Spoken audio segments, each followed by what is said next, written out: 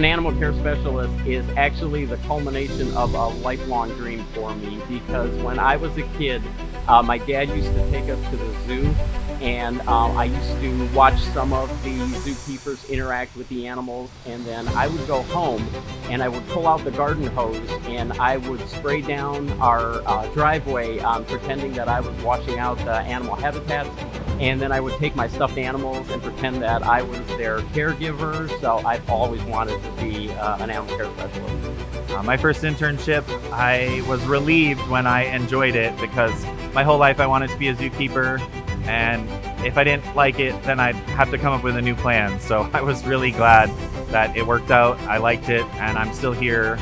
I've been a zookeeper for 14 years, and I plan on retiring as one. It's definitely always special when you see someone seeing an elephant for the first time, because if you're up at the sidewalk and we're about to do a talk where we're just hanging out with elephants, you hear someone in the distance yell, "Elephant!" And you're like, oh, like that's so cool, because we do it every single day and it's not something that other people see every day. So working with a lot of these animals is actually really special to me. I've always had a huge soft spot for reptiles in general, not just because they're kind of the underrated animals, but because some of these reptiles are just so much more than most people realize. I love when we get the faces of people who've never seen an eland or an ADAC before.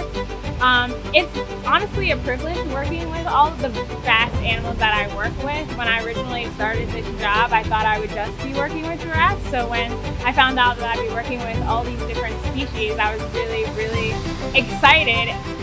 So we have a echidna puggle, which is a baby echidna, and the puggle's name is Sydney, and Sydney's about 2 years old now. So I think in my career being here, that has probably been the coolest thing that's happened, and definitely something that has made me grow as a person, as a keeper, is really learning how to take care of this little baby puggle. We like to say that the animals here at the park are ambassadors for their species. I like to think of myself as an ambassador for those ambassadors.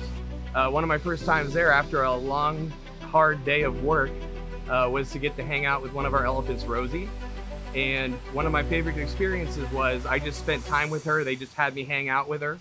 And I just saw those big, beautiful eyes just stare right back at me and look and acknowledge me. And that was a very powerful moment, powerful enough to give me the opportunity to later on get a full-time position. Unfortunately for most people, the only way they're going to be able to see a cheetah up close safely is going to be at a place like Busch Gardens. So due to the fact that they're endangered with fewer than 7,000 left in Africa, we're able to have that connection with our guests where they're able to come and see a cheetah up close at the windows. I have that moment, and also to see them running and displaying their natural abilities. I think for me, a lot of being a zookeeper is dedication. We do a lot of things that not everyone is interested in doing. It's a lot of yard work people don't expect, and a lot of push, pull, carry 70 pounds. It's in the job description.